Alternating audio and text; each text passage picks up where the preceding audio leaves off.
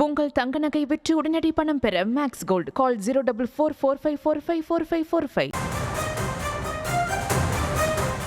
பாஜக கூட்டணியிலிருந்து ஓபிஎஸ் விலகி இருப்பது அதிமுகவிற்கு பாதகமா என்ற ஒரு கேள்வி எழுந்திருக்கிறது. தொடர்ந்து அது தொடர்பான அண்மை செய்திகளை பார்த்து வருகிறோம்.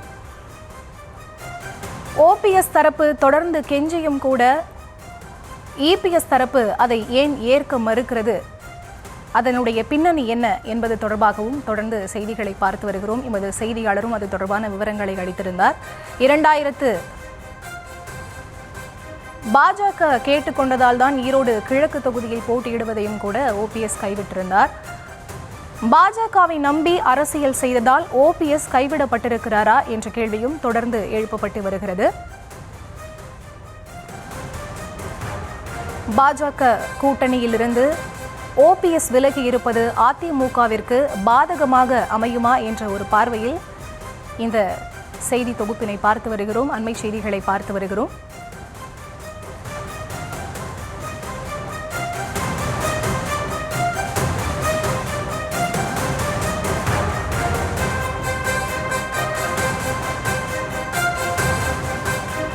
இது தொடர்பாக பேசுவதற்காக ஓபிஎஸ் ஆதரவாளர் சுப்புரத்தினம் அவர்கள் நம்மோடு இணைந்திருக்கிறார். தொலைபேசி வாயிலாக அவரிடம் பேசலாம். வணக்கம் சார். தொடர்ந்து நம்ம செய்திகளில் பார்த்துட்டு வரோம். ஓபிஎஸ் அவர்களினுடைய இந்த பாஜக கூட்டணியிலிருந்து விலகி இருப்பது அதிமுக தரப்பிற்கு எந்த அளவிற்கு பாதகமாக அமையும் நீங்க நினைக்கிறீங்க?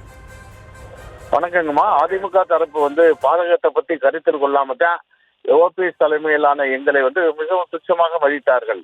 கட்சியின் நலன் கருதிதான் ஓபிஎஸ் அவர்கள் தொடர்ந்து எந்த தியாகத்திலும் தயார், நிபந்தனையற்ற முறையில் நான் அதிமுகவுடன் இணைய தயார் என்று அழைப்பு விடுத்தார்.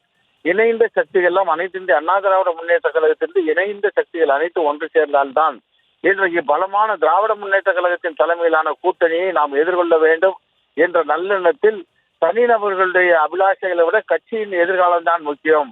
புரட்சித்தலைவர் எம்ஜிஆரும் புரட்சித்தலைவர் அம்மாவும் எவ்வளவு பெரிய மக்கள் இயக்கமாக இந்த இயக்கத்தை உருவாக்கினார்களோ இன்றைக்கு அது தன்னிலை தாழ்ந்து அதனுடைய வாக்கு சதவீதம் 37%, 40% 20% குறைந்து விட்டது என்றால் நமக்கு வாக்களித்த பாரம்பரிய so called traditional votes where we have lost, அது எங்கே நாம் அந்த பாரம்பரிய வாக்குகளை இழந்தோம், பிரிவின் காரணமாகத்தான் இழந்தோம். எனவே ஒன்றுபடுவோம், வர இருக்கிற சட்டமன்ற தேர்தல்களை எதிர்கொள்வோம் என்று பரந்த நோக்கோடு தொலைநோக்கு சிந்தனையோடு அண்ணன் விடுத்த அழைப்பை திரு எடப்பாடி பழனிசாமி அண்ணன் அவர்கள் இது காலம் கடந்து விட்டது என்று சொன்னது மட்டுமல்ல, தனிநபர் தாக்குதலாக அண்ணன் ஓபிஎஸ் அவர்களை 30 ஆண்டு காலத்துக்கு மேல் பழகிய ஒரு மூத்த அண்ணன் என்று கூட மதிக்காமல் அவரை பற்றி பேசுகிற பொழுது அவர் எந்த காலத்தில் யாருக்கு விசுவாசமாக இருந்தார், என்றைக்கு கட்சிக்கு விசுவாசமாக இருந்தார் என்று கேள்வி எழுப்புகிறாரே, அது அவர் மனச்சாட்சிக்கு பொருத்தமாக அமையுமா? இந்த நாட்டு மக்கள் ஏற்றுக்கொள்வார்களா?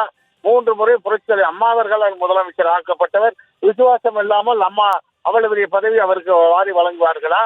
அம்மா அவர்களால் நவீன காலத்து பரதன் என்று அழைக்கப்பட்ட அவரை போய் இவர் யாருக்கு எந்த காலத்தில் இவர் விசுவாசமாக இருந்தால் என்று கேட்டால் இவரை பற்றி மக்கள் எப்படி எடை போடுவார்கள் என்று எண்ணாமல் இப்படி எங்களை தனிப்பட்ட முறையில் தாக்குவது, எங்களை துச்சமாக மதித்ததன் காரணமாக நாங்கள் அதே நேரத்தில் பாரதிய ஜனதா கட்சியும் இன்றைக்கு எடப்பாடி பழனிசாமி அவர்களுடைய விருப்பத்துக்கு ஏற்க நடப்பதன் முன்னோட்டமாகத்தான் வெளிப்பாடாகத்தான் பாரத பிரதமர் இந்திய பிரதமர் தமிழ்நாட்டுக்கு வந்த பொழுது பலரை சந்தித்த நிலையில் எங்கள் அண்ணன் தலைவர் ஓபிஎஸ் அவர்களை சந்திக்காதது எங்களுக்கு பெருத்த ஏமாற்றம் மட்டுமல்ல மனவேதனையும் தந்ததன் காரணமாகத்தான் இனியும் சுயமரியாதை இயக்கத்திலிருந்து வந்த நாம், தன்மான இயக்கத்திலிருந்து வந்த நாம் சுயமரியாதைக்கு இழுக்கு வந்த பிறகு ஒரு நிமிடம் கூட அங்கு இருக்கக்கூடாது என்ற அடிப்படையில் இன்றைக்கு அந்த தேசிய ஜனநாயக கூட்டணியிலிருந்து நாங்கள் வெளியேறி இருக்கிறோம் என்பதை விட ஒரு விடுதலை பெற்றிருக்கிறோம். மகிழ்ச்சியோடு நாங்கள் அரசியல் எதிர்காலத்தை வகுத்து வெற்றி பெற தயாராக. சார், இணைப்பில் உங்களோட கருத்துக்களை பகிர்ந்தமைக்கு நன்றி. உங்கள் தங்க நகை விற்று உடனடி பணம் பெற மேக்ஸ் கோல்ட் கால் 04445454545.